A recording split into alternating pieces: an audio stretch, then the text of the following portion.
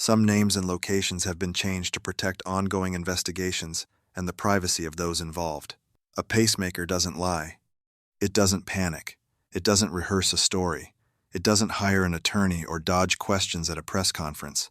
It does one thing: it records. Every beat, every skip, every moment the heart decides to fight, and every moment it stops. On the night of February 1st, 2026, a pacemaker inside the chest of an 84-year-old woman in Tucson, Arizona, recorded something no one was ever supposed to hear. At 8:42 p.m., it flagged sudden cardiac distress. At 8:47, it detected movement sharp, unnatural, nothing like a fall. At 8:52, it logged what doctors would later describe as acute trauma. And at 9:03 p.m., the signal didn't fade. It didn't weaken. It was ripped from the record because someone removed the device entirely. 11 minutes. That's all it took. No one called 911. No ambulance was dispatched. No hospital was alerted. Instead, security cameras were destroyed. A blood trail was left behind. And the woman at the center of it all, a grandmother, a widow, a woman who had survived 8 decades of life, simply vanished. Her name was Nancy Guthrie. And tonight, we're going to walk through every second of those 11 minutes, because what happened inside that house in the Catalina foothills didn't just shake a family. It cracked open one of the most disturbing investigations Tucson has seen in years. And the man at the center of it, he's already talking. But what he's saying only raises more questions. If this is your first time here, subscribe right now, because this case is still unfolding, and you're going to want to be here when it breaks wide open. Now, if you've been following this channel, you already know this woman's name. You've seen the photos. You've read the comments. You've sat with this case the same way I have, turning it over in your head at 2 in the morning, trying to make the pieces fit. But if you're new here, welcome. And I'm sorry, because the story you're about to hear is going to stay with you. Let me tell you what matters about Nancy Guthrie. Not the version the news gave you, the 3-sentence summary squeezed between a weather update and a car commercial. The real version. The one that makes this case hit different. Nancy was 84. Let that sit for a second. 84 years on this earth. She had already done the hard parts, raised her family, lost her husband, rebuilt her life on her own terms. At an age when most people are handing over the keys and letting someone else drive, Nancy was still steering, still independent, still sharp, still running her own household in the Catalina foothills like she'd been doing for years. And that's the part that matters here, the independence. Because when you're 84 and you live alone, your routine isn't just habit, it's armor. It's how you stay safe. Nancy locked her doors at the same time every night. She had a system for everything. She didn't leave things to chance, because at her age, chance is a luxury you can't afford. She also had a pacemaker. Now, most people hear pacemaker, and they think of a medical device, something clinical, something that sits in a hospital file and gets checked once a year. But Nancy's pacemaker was more than that, and this is where I need you to lean in, because this single detail changes everything about this case. Modern pacemakers aren't just rhythm regulators. They're data machines. Every second of every day, they're recording heart rate, rhythm patterns, physical movement, cardiac stress levels. They transmit that data in real time to monitoring centers where medical professionals can track a patient's condition without the patient ever stepping foot in a clinic. Think of it like a black box on an airplane. You hope you never need the data, but if something goes wrong, if the plane goes down, that box holds the truth. Every vibration, every altitude change, every second before impact. Nancy's pacemaker was her black box. It recorded her resting heart rate during quiet evenings. It logged the gentle rhythm of her morning walks with her dog. It tracked the slight elevations when she climbed her stairs or carried groceries inside. For years, that device painted a picture of a woman living a calm, measured, predictable life. Until February 1st, 2026. Because on that night, the data changed. And what it recorded in those final minutes wasn't calm. It wasn't measured. It wasn't anything close to the patterns that device had logged for years. Something happened inside that house. Something violent enough to send an 84-year-old woman's heart into a rhythm it had never produced before. Something forceful enough to register as acute trauma on a medical device designed to detect exactly that. And then someone cracked open her chest and took the device out. Not paramedics, not surgeons, Not anyone trained or authorized to touch it. Let me say that again so it lands. Someone removed a medical device from an 84-year-old woman's body inside her own home, with no medical team present, and then they destroyed the cameras that might have shown who did it. That's not a medical emergency. That's not a panic response. That is someone who understood exactly what that pacemaker had recorded and wanted it gone. But here's what they didn't count on. Pacemakers don't just store data locally. They transmit, in real time, to external servers. Which means by the time someone pried that device out, the data was already gone uploaded, time-stamped, and sitting on a server that no amount of panic or planning could reach. The very thing they tried to destroy had already told its story. And that story, those 11 minutes of cardiac data between 8:42 and 9:03 p.m., is now the single most important piece of evidence in this entire investigation.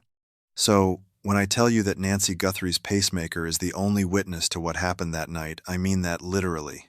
Not poetically, not for dramatic effect. Literally. A machine recorded what no human was allowed to see. And we're going to break down every single minute of it. Let's rewind the clock. February 1st, 2026. A Saturday. Tucson woke up the same way it always does. Dry air, wide sky. The kind of quiet that makes you forget the rest of the country exists. In the Catalina foothills, nothing was out of place. Sprinklers clicked on and off. Dogs barked at coyotes that had wandered too close overnight. Garage doors hummed open as people pulled out for errands, coffee runs, the usual weekend rhythm. Nancy Guthrie's day, by all accounts, started the same way. We don't have a minute-by-minute breakdown of her morning. Investigators haven't released that level of detail publicly. But based on what neighbors and family have shared, Nancy was a creature of habit. Early riser, coffee first, dog out, blinds open, the kind of morning that doesn't make the news because nothing about it is supposed to. But here's where I need you to start paying attention. Because the things that happened before that night, the small, quiet, easily overlooked things, are the ones that keep investigators up at night. Days before February 1st, someone lowered the garage door at Nancy's home. Not all the way, just enough. Just enough to block the angle of a security camera that had a direct line of sight to a key entry point of the house. If you weren't looking for it, you'd never notice. A garage door slightly lower than usual? That's not suspicious. That's a Tuesday. But in the context of what happened next, that adjustment wasn't casual. It was calculated. Someone understood where that camera was pointed. Someone understood what it could capture. And someone made sure it wouldn't. Hold that thought. Now let's move forward. At some point before that evening, a prepaid phone was purchased. Not a contract phone. Not something tied to a name, an address, a credit card, a burner. The kind of phone you buy when you don't want to be traced. The kind of phone that exists for one purpose: to be used and discarded. That phone pinged near Nancy's house on the night of February 1st, and then it went dark. Completely. No more signals, no more pings, no more anything, like it was swallowed whole. Now ask yourself, who buys a prepaid phone days before an 84-year-old woman vanishes, uses it once near her home, and then destroys it? That's not a coincidence. That's a thread, and investigators are still pulling on it. But let's keep moving, because the evening is where everything accelerates. At 7:12 p.m., 2 dinners were delivered to Nancy's home. 2, not 1. The order was placed through the account of her son-in-law, Tommaso Cioni. Now, on the surface, that's not alarming. Family orders food for an elderly relative happens every day across America. But 2 meals raises a question that hasn't been answered publicly. Who was the second dinner for? Was Nancy expecting a guest? Was Tommaso planning to join her? Did someone else show up that night, someone whose presence hasn't been accounted for? 2 dinners. 1 woman living alone. The math doesn't add up, and nobody involved has explained why. After the delivery, the evening should have been simple. An 84-year-old woman eating dinner in her own home on a Saturday night in one of the safest neighborhoods in Tucson. That's not a setup for a crime story. That's a setup for a quiet night and an early bedtime. But the quiet didn't last. Neighbors reported seeing Tommaso's vehicle in the area that evening. Not parked in the driveway like a normal family visit. In the area, close enough to be noticed. Close enough to be remembered later when detectives started knocking on doors and asking questions. Phone records confirmed it. Tommaso's device placed him near Nancy's home after 8:30 p.m. Not a quick pass-through, not a wrong turn. He was there, in the vicinity, during the exact window that everything went wrong. And then there's the dog. Nancy's dog, her companion, her daily walking partner, the animal that had been by her side for years, reportedly barked that night. Neighbors heard it. Not the casual bark of a dog reacting to a passing car or a distant coyote. Something more urgent, more distressed. The kind of bark that makes you pause and look toward the sound. And then it stopped. The dog went silent. Just like that. No gradual fade, no winding down. One moment, alarm. The next, nothing. I want you to sit with that for a second. A dog that knows its owner. A dog that senses when something is wrong inside its own home. That dog raised the alarm, and then something made it stop. Whether it was removed, locked away, or something worse, that silence is its own kind of evidence. By 8:30 p.m., the stage was set. The garage door had been adjusted days earlier. A burner phone was active near the property. 2 dinners had been delivered. A vehicle belonging to the son-in-law was in the area, and a dog that had been barking suddenly wasn't. Everything was in position, every variable accounted for, every camera angle blocked, every digital trail either masked or disposable. And inside that house, Nancy Guthrie's pacemaker was still recording, still transmitting, still doing the one thing it was designed to do: monitor every beat of her heart and send that data to a server miles away. At 8:42 p.m., that data changed, and the 11 minutes that followed would become the most scrutinized, most debated, most haunting 11 minutes in Tucson's recent memory. Where are you watching from right now? What time is it where you are? Drop it in the comments, because what comes next in this story is the part that changes everything. All right, this is it. This is the part of the story where everything else falls away. The theories, the speculation, the whispered conversations across Tucson. None of that matters right now. What matters is what a machine recorded inside the chest of an 84-year-old woman while no one was watching. 11 minutes, 660 seconds. That's the window. And every single second of it was captured not by a camera, not by a witness, not by a 911 call that never came, but by a medical device that was never designed to solve a crime. Let's walk through it, slowly, because the details here don't just tell a story, they are the story. 8:42 p.m. Nancy's pacemaker flags sudden cardiac distress. Her heart rate, which had been steady and unremarkable all evening, consistent with someone sitting, eating, maybe watching television, spikes. Not gradually, not the way it would if she stood up too fast or felt a flutter of anxiety.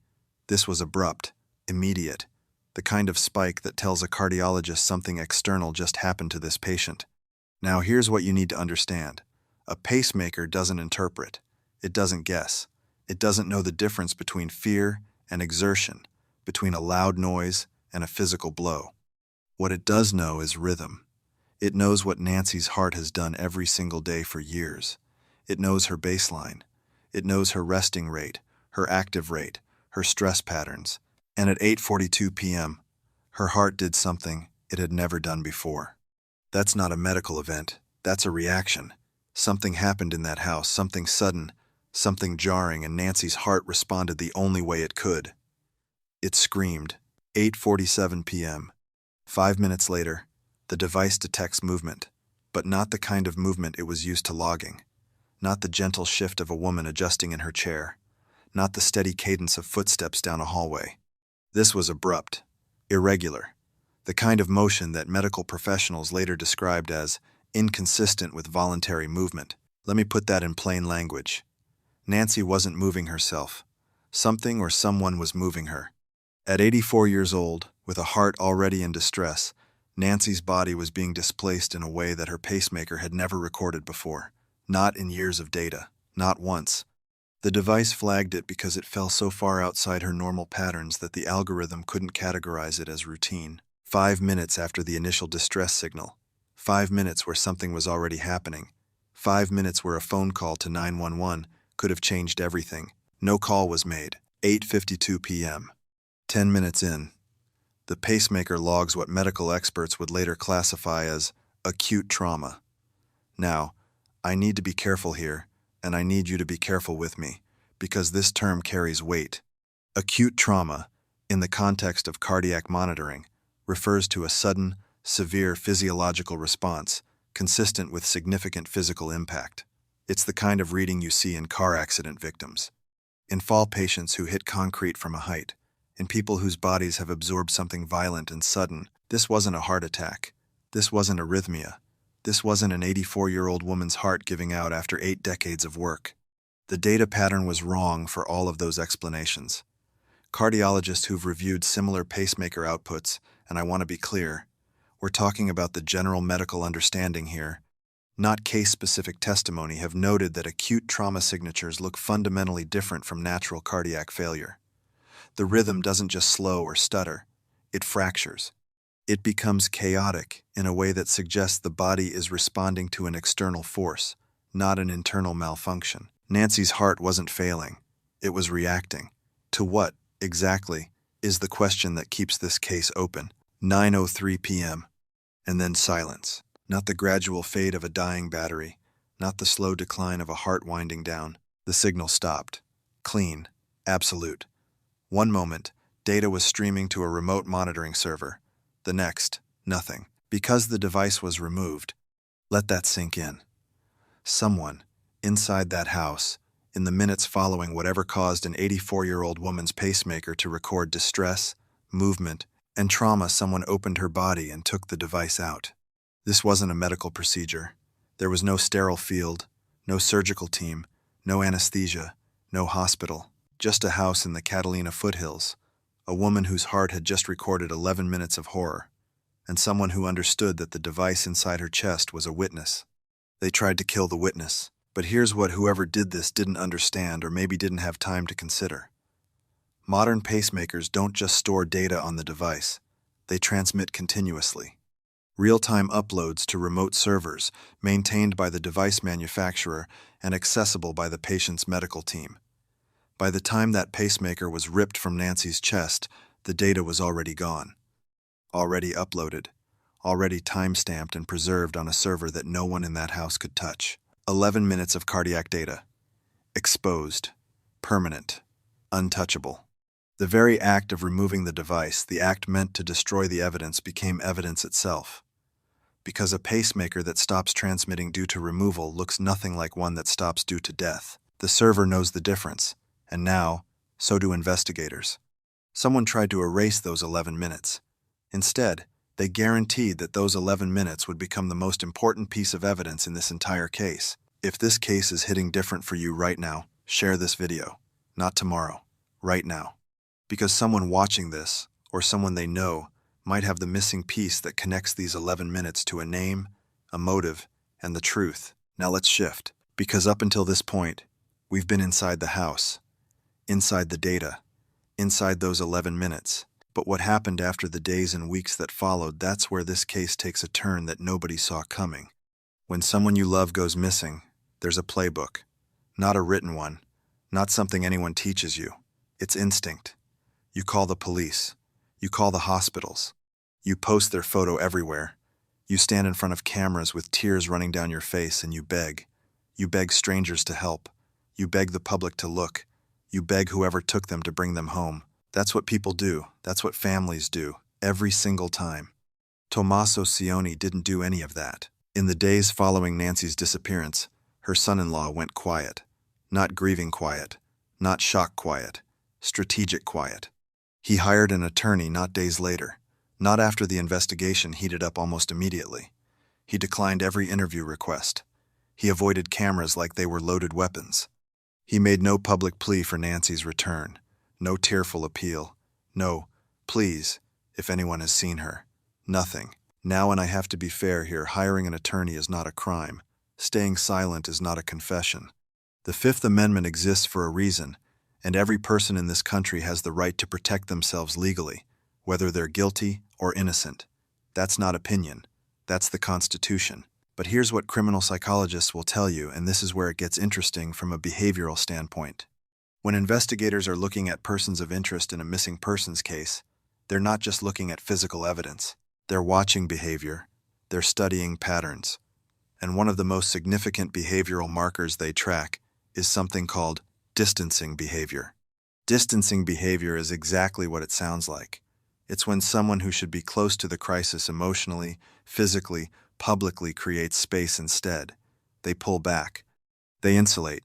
They let lawyers speak for them. They avoid the places and people connected to the missing person. They don't search. They don't post. They don't show up at vigils or volunteer centers or press conferences. On its own, distancing behavior proves nothing. Some people shut down under stress. Some people are advised by counsel to stay silent. Some people grieve privately and don't owe the public a performance. But when distancing behavior is combined with other factors, proximity to the victim, access to the scene, financial motive, and physical evidence, it becomes a data point, a significant one. And in this case, Tommaso's silence wasn't happening in a vacuum. It was happening alongside a blood trail, destroyed cameras, a removed pacemaker, and a burner phone that pinged near the house and then vanished. Context changes everything. And then after weeks of that silence, Tommaso spoke. A press conference, cameras rolling, attorneys flanking him, the whole production. And what came out of his mouth in those few minutes didn't clear anything up. It made everything worse. I panicked. That was his opening. Not, "I'm innocent." Not, "I had nothing to do with this." Not, "I'm cooperating fully and I want Nancy found." He said he panicked, which immediately raises the question, panicked about what? What was there to panic about if you weren't involved? If you arrived at the house and found your mother-in-law injured, the panic response is to call 911, not to destroy cameras, not to remove a medical device from a woman's body. You call for help. That's what panic looks like when you're innocent. Then came the second admission. There was an argument. An argument with an 84-year-old woman. On the same night, her pacemaker recorded cardiac distress, forced movement, and acute trauma. On the same night, she vanished without a trace. He admitted to being in that house. He admitted there was a confrontation, and he offered no details about what the argument was about, how it started, or how it ended. But he wasn't done. He admitted he went back to the house that night. He admitted he damaged the security cameras. He admitted he removed the pacemaker device. 3 separate admissions, each one a felony-level action in the context of an active missing persons investigation. Destruction of evidence, tampering with a crime scene, removal of what may be the single most critical piece of forensic evidence in the case. And then the statement that sent this case into a completely different orbit. She wasn't alone. 4 words, no names, no descriptions, no explanation of who this other person allegedly was, how they got in, or what role they played. Just a claim, dropped like a grenade in the middle of a press conference, with no follow-up and no corroboration. Was it true? Was there really someone else in that house? Or was it the calculated deflection of a man who knew the evidence was closing in and needed to point the spotlight somewhere anywhere else? As of right now, no second individual has been publicly identified. No forensic evidence supporting a third party has been released. No witness has come forward to confirm anyone else was present that night. Tommaso Cioni is, so far, the only person placing someone else at the scene, and he's also the person with the most to explain. Now I need you to follow me here, because what I'm about to lay out doesn't involve blood. It doesn't involve pacemakers, or burner phones, or destroyed cameras. It involves paper, signatures, legal language, and money. And in cases like this, when the violence is personal, when the victim is elderly, when the suspect is family, money is almost always the thread that ties everything together. Nancy Guthrie had a meeting scheduled with her attorney for February 3rd, 2026. 2 days. That's all that separated her from that appointment. 48 hours between where she was on the night of February 1st and a sit-down that, according to sources close to the case, would have reshaped the financial landscape of her entire estate. The purpose of that meeting? To revise her will. Now, wills get revised all the time. People add grandchildren. They remove ex-spouses. They adjust percentages after a falling out or a reconciliation. It's routine legal maintenance, nothing dramatic about it on the surface. But the details of this revision are what make it significant. Sources indicate that the proposed changes to Nancy's will would have reduced Tommaso Cioni's financial authority, not eliminated, reduced. The specifics haven't been made fully public, but what has been reported suggests that Tommaso held a meaningful role in Nancy's financial affairs. Whether that was power of attorney, executor status, direct beneficiary standing, or some combination the revision Nancy was pursuing would have scaled that back. And she never made it to that meeting. 2 days. She was 2 days away from signing documents that would have diminished the financial position of the same man who admitted to being in her house the night she disappeared, the same man who admitted to an argument, the same man who destroyed cameras and removed the device that recorded her final moments. Coincidence? Maybe. But here's what homicide investigators will tell you about coincidence in cases involving elderly victims and family members with financial access. When detectives investigate a missing persons case, especially one involving a senior citizen, the first question they ask isn't, who had access? It's who benefits. That's not cynicism, that's methodology. It's called cui bono, a Latin phrase that translates to, who stands to gain, and it's been the starting point of criminal investigations for centuries. Forensic accountants are typically brought in early in cases like this.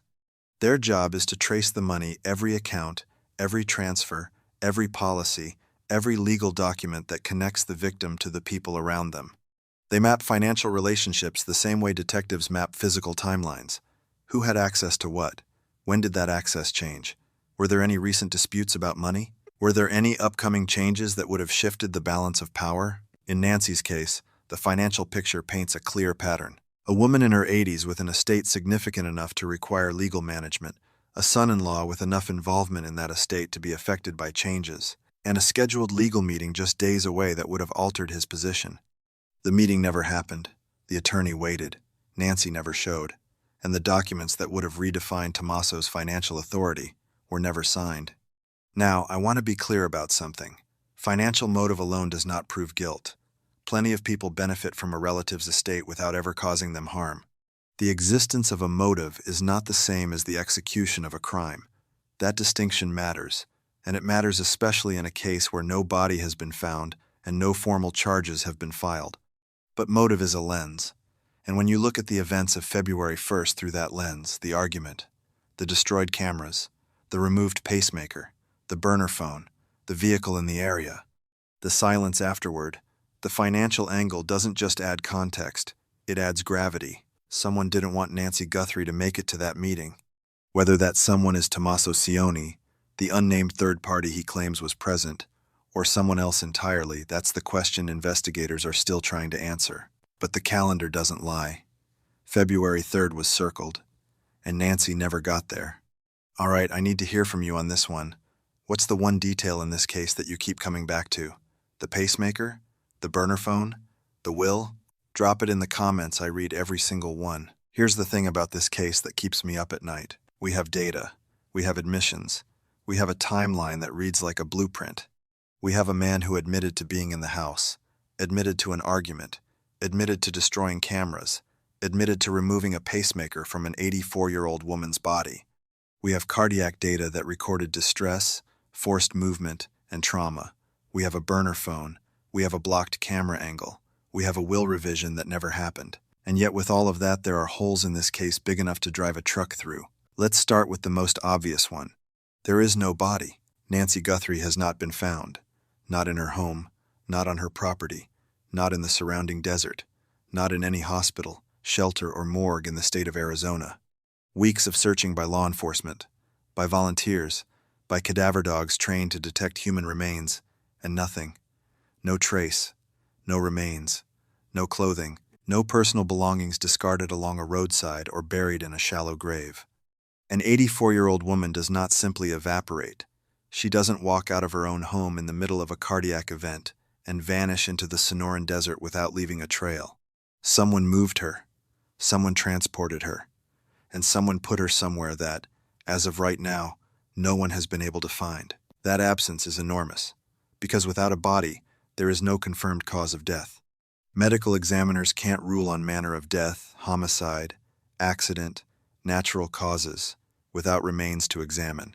The pacemaker data tells us something happened, but it can't tell us, with legal certainty, that Nancy is dead. And without that confirmation, the legal framework around this case remains fundamentally limited. Now let's talk about the confession that isn't really a confession. Tommaso admitted to a lot, but if you go back and listen carefully to what he actually said word by word, he never admitted to the one thing that matters most. He never said he harmed Nancy. He said he panicked. He said there was an argument. He said he made mistakes. But every single admission was wrapped in language that stops short of culpability. It's the kind of language that a defense attorney coaches. Acknowledge proximity, acknowledge presence, acknowledge poor decisions, but never acknowledge the act itself. That's not a confession. That's damage control. And then there's the claim that haunts this entire investigation. She wasn't alone. Who? Who else was in that house? Tommaso dropped those 4 words at a press conference and offered nothing to back them up. No name, no description, no explanation of how this alleged third party entered the home, what their relationship to Nancy was, or what role they played in whatever happened that night. As of right now, investigators have not publicly identified a second individual at the scene. No forensic evidence supporting the presence of a third party has been released. No witness has corroborated Tommaso's claim. No DNA, no fingerprints, no additional phone data. Nothing in the public record places anyone else inside that house on the night of February 1st. So either Tommaso is telling the truth and someone else was there, someone who has managed to remain completely invisible to a full-scale criminal investigation, or he's constructing a narrative designed to split the blame and introduce reasonable doubt before charges are ever filed. Both possibilities are terrifying for very different reasons. Now the burner phone. A prepaid device purchased days before Nancy's disappearance. It pinged near her home that night, and then it went dark. Who purchased it? Where was it bought? Was it paid for in cash? Is there surveillance footage from the point of sale? Has the device been recovered? These are questions that investigators are almost certainly pursuing, but publicly, the answers remain sealed. And the blood trail. Small but present inside the home. Has DNA analysis confirmed it belongs to Nancy? Were there secondary samples, traces of someone else's blood, skin cells, hair? Was the blood pattern consistent with an injury sustained in one location, or did it suggest movement, a body being dragged or carried? Every one of these gaps represents a door that hasn't been opened yet, and behind each one could be the answer that breaks this case wide open, or the complication that keeps it unsolved for years. That's the reality of where we are right now, a mountain of circumstantial evidence, a series of damning admissions, and just enough missing pieces to keep the full picture out of focus. But cases don't stay frozen forever. Evidence surfaces, people talk, secrets get heavy, and someone, somewhere, always knows more than they're saying. All right, this is where I need you to stop being a viewer and start being an investigator. Because everything we've covered so far, the pacemaker data, the admissions, the burner phone, the will, the gaps, all of it leads here, to the part where we take the evidence, lay it flat on the table, and ask the hardest question in any unsolved case: what actually happened? There are 3 theories circulating around this case right now. 3 different versions of what took place inside that house during those 11 minutes. Each one is supported by evidence.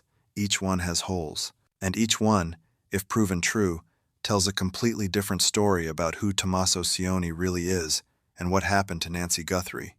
I'm going to walk you through all 3, and at the end, I want you to tell me which one you believe and why. Not gut feeling, not vibes. I want your reasoning, because someone in this comment section might see something the rest of us missed. Let's go. Theory 1. This was planned. This is the theory that most people land on first. And honestly, the evidence makes it hard to dismiss. Start with the garage door. Days before February 1st, it was lowered just enough to block a security camera's line of sight to a key entry point. That's not an accident. That's not a homeowner adjusting their garage for airflow. That's someone who studied the camera angles and made a precise, deliberate modification to create a blind spot. Then the burner phone, purchased days before the disappearance. A prepaid device with no name attached, no contract, no traceable billing.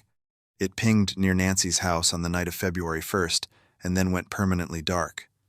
That phone wasn't bought for casual use.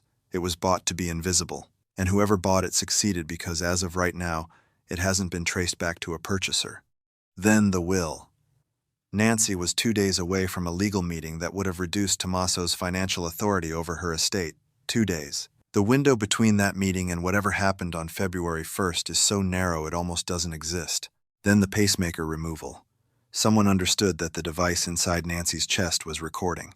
Someone understood it was a witness. and someone made the decision in the middle of whatever was happening to remove it. That's not panic. That's awareness. That's someone who knew what a pacemaker does and made a calculated move to eliminate the evidence. Stack it up.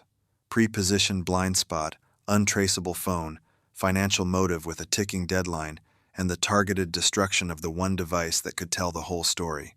That's not a series of coincidences. That's architecture. But here's what doesn't fit. If this was planned truly, meticulously planned, where's the body? A person who had the foresight to adjust a garage door, buy a burner phone, and remove a pacemaker should have had a plan for disposal. And yet, despite weeks of searching, Nancy hasn't been found. That either means the plan included a disposal method so effective that professional search teams can't crack it, or it means the plan fell apart somewhere between execution and cleanup. And then there's the press conference. Tommaso showed visible distress. His voice wavered. His hands moved in ways that body language experts have described as consistent with genuine anxiety. Now, was that real? Or was it performance? That's the question. Because a man capable of planning something this detailed is also capable of rehearsing a convincing display of emotion. This theory holds the most weight, but it's not airtight. And in a courtroom, not airtight is all a defense attorney needs. Theory 2, an argument that spiraled. Now flip it. What if there was no master plan? What if February 1st started as an ordinary evening dinner delivered, a family visit, a conversation that was never supposed to go sideways and then it did? Tommaso's own words support this theory. There was an argument. He said it himself. And if you take that statement at face value, a different picture emerges. An 84-year-old woman with a heart condition, a son-in-law with financial ties to her estate. A conversation maybe about the will, maybe about money, maybe about something we don't even know yet that escalated. Voices raised, tension spiking. And then Nancy's heart, already fragile, already dependent on a pacemaker to maintain rhythm, reacts. The cardiac distress at 8:42 wasn't caused by a blow. It was caused by stress, by fear, by the kind of adrenaline surge that an elderly woman's heart simply couldn't handle. In this version, Tommaso didn't go to that house to hurt anyone. He went to talk, maybe to persuade, maybe to argue about the will changes. And when Nancy collapsed, when her heart gave out under the pressure of a confrontation she never should have been subjected to, he panicked, genuinely panicked. And in that panic, he made every wrong decision a person could make. He didn't call for help. He destroyed the cameras. He removed the pacemaker. Not because he planned to, but because he was terrified of what it recorded. This theory explains the chaos. It explains the sloppy cleanup. It explains why no body has been found, because a man in genuine panic doesn't have a disposal plan. He improvises, and improvisation leaves gaps. But here's where this theory fractures. The garage door, the burner phone, both happened days before February 1st. If this was truly spontaneous, an argument that nobody saw coming, then why were preparations already in place? You don't adjust a camera angle and buy an untraceable phone for a conversation you didn't plan to have. Those actions require forethought, and forethought is the enemy of spontaneity. Unless, and this is where it gets complicated, the preparations were for something else entirely, something unrelated, something we don't have visibility into yet. It's unlikely. But in an unsolved case, unlikely isn't the same as impossible. Theory 3. The third party. And now the wild card. She wasn't alone. Tommaso said it. And until investigators confirm or eliminate that claim, it sits in the middle of this case like an unexploded device. What if someone else was in that house? Not Tommaso, not Nancy. A third individual, someone who entered without forced entry, which means someone Nancy either knew or willingly let inside. Someone whose presence explains the second dinner. Someone whose phone might be the burner that pinged nearby and then vanished. In this version, Tommaso arrives at the house and walks into something already in progress. He finds Nancy injured, or worse. He panics. He makes catastrophic decisions, destroying cameras, removing the pacemaker not to cover his own actions, but to protect someone else, or to protect himself from being associated with whatever that third person did. It would explain his press conference behavior, the visible distress, the partial admissions, the careful language that acknowledges presence but stops short of confessing to harm. He's not confessing because he didn't do it, But he's not cooperating because he knows who did, and that knowledge is either protecting him or terrifying him. But here's the problem. There is zero public evidence of a third party. No second DNA profile. No additional phone data. No witness placing anyone else at the scene. No surveillance from neighboring properties, capturing another vehicle or another figure.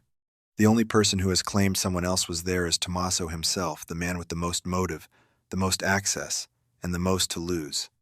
Introducing a phantom suspect is one of the oldest plays in criminal defense. You don't have to prove the third party exists. You just have to make the jury believe they might exist. And that sliver of doubt, that what if, is enough to derail a conviction. Is Tommaso telling the truth, or is he building an escape hatch? 3 theories, 3 versions of the same night, each one backed by evidence, each one broken by evidence, and not a single one of them, as of right now, can be proven beyond reasonable doubt. So I'm asking you directly, which theory do you believe? And more importantly, what piece of evidence tips the scale for you? Drop it in the comments, break it down, argue with each other. Because somewhere in this conversation, someone might connect a dot that nobody else has seen yet. All right, let's step out of the theories. Let's step out of the speculation. Let's talk about where this case actually sits right now, confirmed, factual, no embellishment. As of this recording, the disappearance of Nancy Guthrie remains an active and open investigation led by the Pima County Sheriff's Department in coordination with Tucson area law enforcement. This case has not been closed. It has not been shelved. Detectives are still working it, and from what sources close to the investigation have indicated, the pace has not slowed down. Now, here's what we know about Tommaso Sione's legal status. This is confirmed by investigators. He has been publicly identified as a person of interest, not a suspect, not formally charged, a person of interest. And that distinction matters more than most people realize. In criminal investigations, the difference between a person of interest and a named suspect is significant. A person of interest is someone investigators believe has relevant knowledge or connection to the case. It does not mean they've been accused. It does not mean an arrest is imminent. It means law enforcement is watching, gathering, building. A named suspect, on the other hand, typically means investigators have enough evidence to pursue formal charges. They're just waiting on the legal green light from the district attorney's office. Tommaso sits in that first category. Publicly. What's happening behind closed doors, what evidence has been presented to prosecutors, what grand jury proceedings may or may not be underway that's sealed. And it's sealed for a reason. Because when this case does move forward, if it moves forward, the prosecution cannot afford to have their evidence compromised by premature public disclosure. Search efforts for Nancy have continued. Ground searches across the Catalina foothills and surrounding desert areas have been conducted multiple times. Cadaver dogs have been deployed. Aerial surveys have been utilized. Volunteer search teams have combed through terrain that most people wouldn't walk through in daylight, let alone in the context of a criminal investigation. And as of right now, nothing. No remains, no personal effects, no trace of Nancy Guthrie has been recovered. The Pacemaker data is in the hands of investigators. Whether it has been formally entered into legal proceedings or presented to a grand jury has not been publicly confirmed. But the data exists, it's preserved, and it's not going anywhere. Now, if you're watching this from Tucson, if you live in the Catalina foothills, if you were anywhere near Nancy Guthrie's neighborhood on the night of February 1st, 2026, if you saw a vehicle you didn't recognize, if you heard something you dismissed, if you know something you've been sitting on because you weren't sure it mattered, it matters. The Pima County Sheriff's Department tip line is open. You can remain anonymous. You don't have to give your name. You just have to give what you know. Because somewhere out there, Nancy is still missing. And someone, maybe someone watching this right now, has the piece that brings her home. I want to bring this back to something simple. Something that gets lost in the evidence and the theories and the timelines and the legal language. An 84-year-old woman is missing. That's it. That's the core of this. Underneath everything we've talked about tonight, the pacemaker data, the burner phone, the destroyed cameras, the press conference, the will, the theories underneath all of it is a woman who should be in her home right now, sitting in her chair, drinking her coffee, walking her dog in the early morning before the Tucson heat sets in, calling her grandchildren on a Sunday, living the quiet, steady, earned life that 84 years on this earth entitles you to. And she's not. She's not there. Her chair is empty. Her dog is waiting by a door that hasn't opened the right way in weeks. Her attorney is sitting on documents that will never be signed. And her family, the people who loved her, who depended on her, who expected her to be there tomorrow and the day after that, they're living in a space that most of us can't imagine. The space between knowing something is wrong and not being able to prove what. The space between grief and hope. The space where the phone could ring at any moment with the worst news of your life, or it could just keep not ringing, which might be even worse. Somewhere tonight, someone knows what happened inside that house. Maybe it's the person who was there. Maybe it's someone they told. Maybe it's someone who saw something from a window or a passing car and convinced themselves it was nothing. Maybe it's someone who's been carrying this weight for weeks, feeling it get heavier every single day, waiting for a reason to finally set it down. This is that reason. Nancy Guthrie's Pacemaker recorded her final 11 minutes. It captured the distress, the movement, the trauma, the silence. It did everything a machine could do. But a machine can't tell us why. It can't give us the name. It can't point to the person responsible. It can't bring Nancy home. Only a human being can do that. And if that human being is watching this right now, or if someone who knows them is watching this right now, I'm asking you directly. Not as a content creator, not for the algorithm, not for views or comments or engagement. I'm asking you as a person who has spent weeks inside this case and can't put it down. Come forward, make the call, send the tip. Do it anonymously if you have to, but do it. Because Nancy deserved better than 11 minutes of data and a lifetime of silence. Share this video, not for me, for her. Tag someone who needs to see this. Send it to someone in Tucson. Send it to someone who might know something. Because the person who breaks this case open might not be a detective or a forensic analyst. It might be someone sitting in their living room right now, watching this, realizing they have the missing piece. Before you go, where are you watching from tonight? What time is it where you are? Drop it below. I read every single comment, and I'll be here when this case moves forward because it will. It has to.